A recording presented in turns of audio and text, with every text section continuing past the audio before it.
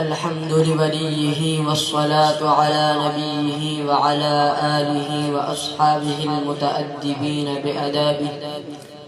أما بعد فأعوذ بالله من الشيطان الرجيم. بسم الله الرحمن الرحيم. يا أيها الناس إنا خلقناكم من ذكر وأنثى وجعلناكم شعوبا وقبائل لتعارفوا إن أكرمكم عند الله أتقاكم إن الله عليم خبير. صدق الله العظيم وصدق رسوله النبي الكريم ونحن على ذلك من الشاهدين والشاكرين والحمد لله رب العالمين. بتانے رنگ بو کو توڑ کر ملت میں گم ہو جا.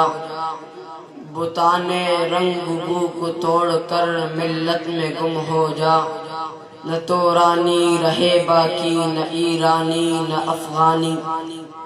فرد قائم ربط ملت سے ہے تنہا کچھ نہیں. موج ہے دریا میں اور بیرون دریا کچھ نہیں. ایک ہو مسلم حرم کی پاسبانی کے لیے نیل کے ساحل سے لے کر تا بخاکے کاشغر. گرامی قدر صاحب صدر معزز مہمانان گرامی، السلام علیکم ورحمۃ اللہ وبرکاتہ. میں آج آپ حضرات کے سامنے جس موضوع پر لب کشائی کرنے کی جسارت کرنے لگا ہوں وہ ہے عصبیت اور قومیت ایک معاشرتی ناسور. یہ وہ موضوع ہے جس نے دنیا کو ہمیشہ عالمگیر فساد کی آماجگاہ بنایا اور خلاق عالم نے پوری نوع انسانی کو خطاب کر کے اس عظیم گمراہی سے بچنے کا حکم دیا. رنگ، نسل، زبان، وطن اور قومی تعصب قدیم ترین زمانے سے آج تک چلا آ رہا ہے اور ہر دور میں انسان انسانیت کو نظر انداز کر کے اپنے گرد چھوٹے چھوٹے دائرے کھینچتا رہا ہے. ان دائروں کے اندر پیدا ہونے والوں کو اس نے اپنے اور دائرے سے باہر پیدا ہونے والوں کو غیر قرار دیا. یہ دائرے کسی عقلی اور اخلاقی بنیاد پر نہیں بلکہ صرف اتفاقی پیدائش کی بنیاد پر کھینچے گئے ہیں.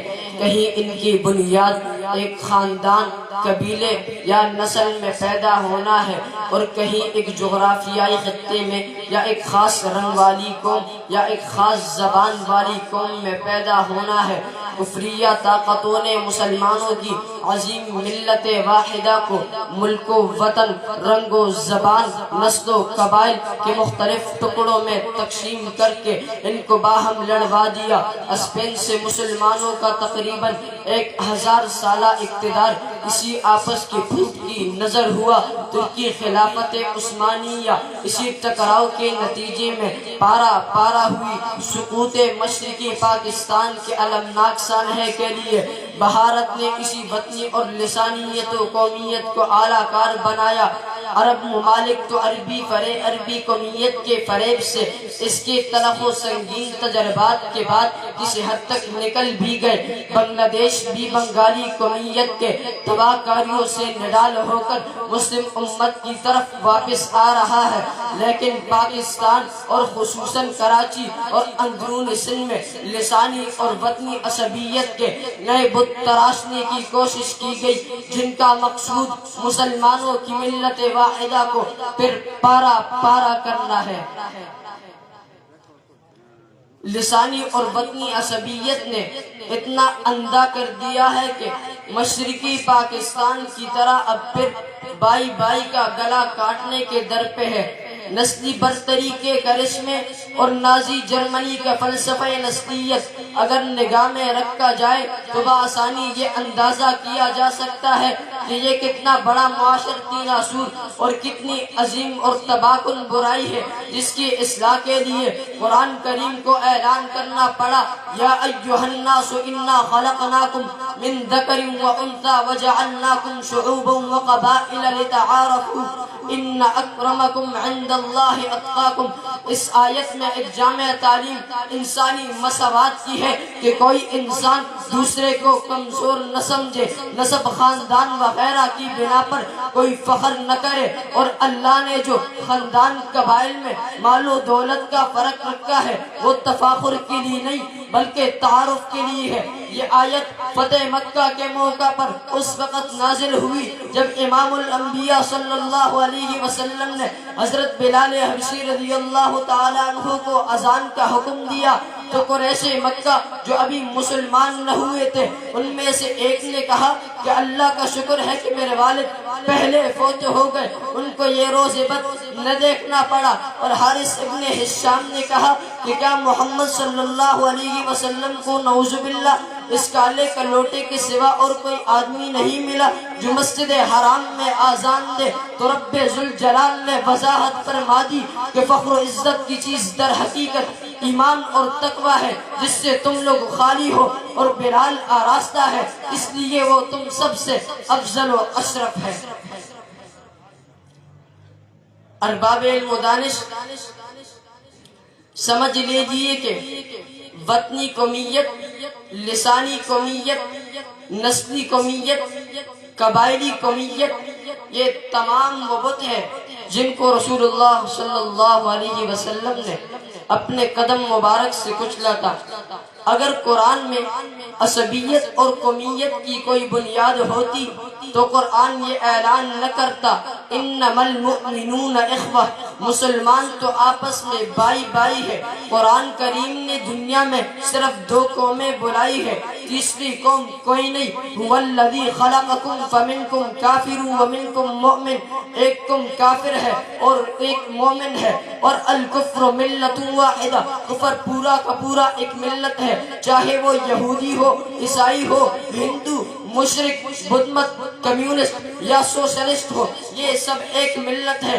اور میں آپ کو یہ بھی بتاتا چلوں کہ یہی وہ نعرہ ہے جس پر پاکستان بنا تھا، یہی وہ دو قومی نظریہ ہے جسے نظریہ پاکستان کہا جاتا ہے۔ اور اس موقع پر بھارت کے سابق وزیر اعظم اندرا گاندھی نے کہا تھا کہ ہم نے پاکستان کے دو قومی نظریے کو بنگال میں ڈبو دیا ہے، اور بعض نجی مجلسوں میں یہ بھی کہا تھا کہ ہمارا اگلا ہدف سندھ ہوگا۔ مسلمانوں، خدا را عصبیت اور قومیت کے اس معاشرتی ناسور سے اپنے آپ کو اور پوری قوم کو بچاؤ، اور امام الانبیاء صلی اللہ علیہ وسلم کے فرمودات کو سینے سے لگاؤ، اور پٹھان، مہاجر، سندھی، بلوچی، پنجابی کی تفریق کو ختم کر کے آپس میں بائی بائی بن جاؤ۔ کیا تمہیں نبی رحمت صلی اللہ علیہ وسلم کا وہ فرمان یاد نہیں اس نے جب غزوہ بنی مستلق کے موقع پر دوران سفر دو مسلمان آپس میں الجھ گئے تھے، ایک نے اپنی مدد کے لیے یا للانصار کہہ کر اپنے قبیلے انصار کو پکارا تھا، اور ایک نے مہاجرین کو پکارا تھا۔